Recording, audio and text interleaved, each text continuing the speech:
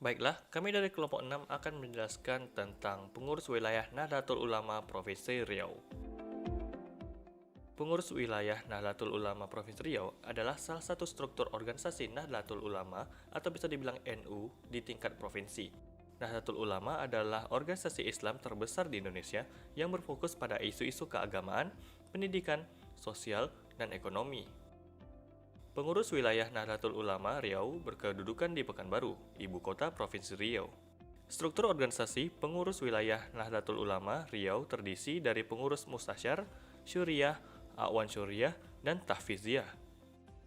Pengurus wilayah Nahdlatul Ulama Riau memiliki peran penting dalam mengkoordinasikan aktivitas Nahdlatul Ulama di tingkat provinsi, termasuk cabang-cabang Nahdlatul Ulama di kabupaten atau kota. Beberapa cabang Nahdlatul Ulama di Riau adalah Pekanbaru, Dumai, Bengkalis, Indragiri Hulu, Indragiri Hilir, Kampar, Kuantan Singingi, Pelalawan, Rokan Hulu, Rokan Hilir, Siak, Kota Baru, dan Kepulauan Meranti. Selain itu, pengurus wilayah Nahdlatul Ulama Riau juga memiliki lembaga-lembaga khusus seperti Nahdlatul Ulama Care Lazisnu dan lembaga bantuan hukum yang bertujuan untuk berkhidmat dalam rangka membantu kesejahteraan dan kemandirian umat dengan mendaya gunakan dana zakat, infak, sedekah, dan dana sosial keagamaan lainnya. Dan lembaga bantuan hukum yang bertujuan untuk memberi bantuan hukum bagi masyarakat yang menginginkan penegakan keadilan dan kedudukan yang sama di mata hukum. Pengurus wilayah Nahdlatul Ulama Riau juga memiliki sayap organisasi seperti GP Ansor yang merupakan organisasi pemuda Nahdlatul Ulama yang bergerak di bidang sosial, politik, dan keamanan. Struktur organisasi pengurus wilayah Nahdlatul Ulama Riau terdiri dari 4 bagian utama, yaitu mustasyar. Bagian ini adalah dewan penasihat yang terdiri dari 10 orang yang memiliki keahlian dan pengalaman di bidang keagamaan, pendidikan, sosial, dan lain-lain. Mereka bertugas memberikan saran dan masukan kepada bagian-bagian lain dalam pengurus wilayah Nahdlatul Ulama Riau. Yang kedua, syuriah. Bagian ini adalah dewan pengawas yang terdiri dari 12 orang, yaitu 1 orang rais am, 1 orang wakil rais am, dan 10 orang rais. Mereka bertugas mengawasi dan mengendalikan organisasi-organisasi di bawah naungan Nahdlatul Ulama, seperti Lembaga Pendidikan Ma'rif, Lembaga Dakwah Nahdlatul Ulama, Lembaga Kesejahteraan Umat Nahdlatul Ulama, Lembaga Pengembangan Sumber Daya Manusia Nahdlatul Ulama, dan Lembaga Taklif wa An-Nashr. Mereka juga bertanggung jawab untuk mengeluarkan fatwa-fatwa yang sesuai dengan ajaran Islam Ahlus Sunnah wal Jamaah. Yang ketiga, Awan Syuriah. Bagian ini adalah dewan membantu yang terdiri dari 10 orang yang dipilih oleh Muktamar Nahdlatul Ulama untuk membantu Rais Am dan Wakil Rais Am dalam menjalankan tugas-tugas keagamaan, pendidikan, dan sosial.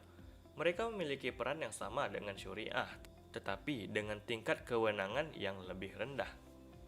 Dan yang terakhir, Tanfidziyah. Bagian ini adalah dewan pelaksana yang terdiri dari 10 orang, yaitu 1 orang ketua umum, 9 orang wakil ketua umum.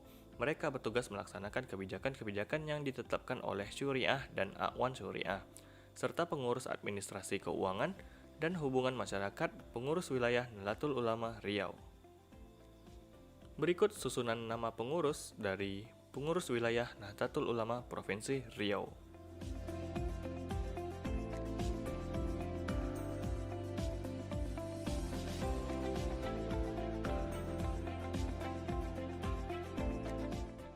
Model gerakan dakwah yang dilakukan. Model gerakan dakwah pengurus wilayah Nahdlatul Ulama Provinsi Riau. Yang pertama, model dakwah bil hikmah, yaitu model dakwah yang menggunakan cara-cara yang bijaksana, santun, dan sesuai dengan kondisi dan kebutuhan masyarakat. Model ini mengutamakan dialog, silaturahmi, dan kerjasama antara Nahdlatul Ulama dan berbagai pihak, baik pemerintah, ormas, tokoh agama, maupun masyarakat umum. Model ini juga mengedepankan toleransi, moderasi, dan kearifan lokal dalam menyampaikan ajaran Islam. Yang kedua, model dakwah man-ido hasanah, yaitu model dakwah yang menggunakan nasihat-nasihat yang baik, lembut, dan menyentuh hati. Model ini mengutamakan pendekatan psikologis, emosional, dan spiritual dalam berdakwah. Model ini juga mengedepankan kisah-kisah teladan, motivasi, dan inspirasi para ulama, kiai, dan santri Nahdlatul Ulama. Dan ketiga, model dakwah al-mujadalah, yaitu model dakwah yang menggunakan cara-cara yang argumentatif, rasional, dan ilmiah dalam berdakwah. Model ini mengutamakan pendekatan akademis, intelektual, dan kritis dalam berdakwah. Model ini juga mengedepankan fatwa-fatwa, risalah, dan publikasi ilmiah dari para ulama, kiai, dan santri Nahdlatul Ulama. Kegiatan-kegiatan lain organisasi selain berdakwah. Kegiatan pertama itu di bidang pendidikan, seperti mengelola lembaga-lembaga pendidikan formal dan non-formal, seperti SMK Ma'rif Nahdlatul Ulama, MA Ma'rif Nahdlatul Ulama, pondok pesantren, dan sekolah taswir akhwar, dan lain-lain. Kegiatan kedua yaitu di bidang ekonomi, seperti menghimpun dan mengelola dana zakat, infak, sedekah, dan wakaf melalui lembaga-lembaga seperti Nahdlatul Ulama, Ker Lazisnu, Lembaga Perekonomian Nahdlatul Ulama, dan Lembaga Wakaf dan Pertahanan Nahdlatul Ulama. Yang ketiga, kegiatan yang ada di bidang sosial, seperti memberikan bantuan kemanusiaan, kesejahteraan, dan kesejahteraan keluarga melalui lembaga-lembaga seperti Lembaga Kemasalahan Keluarga Nahdlatul Ulama, Lembaga Kesehatan Nahdlatul Ulama, dan Lembaga Penyuluhan dan Bantuan Hukum Nahdlatul Ulama.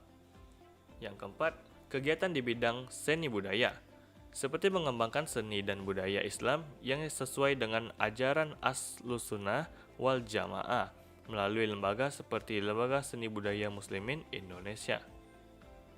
Yang kelima, kegiatan di bidang lingkungan hidup, seperti mengembangkan pertanian, kelautan, dan pelestarian lingkungan hidup melalui lembaga seperti Lembaga Pengembangan Pertanian Nahdlatul Ulama.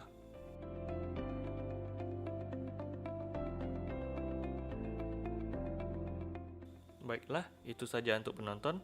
Terima kasih atas perhatiannya. Saya akhiri dengan wabillahi taufiq wal hidayah. Wassalamualaikum warahmatullahi wabarakatuh.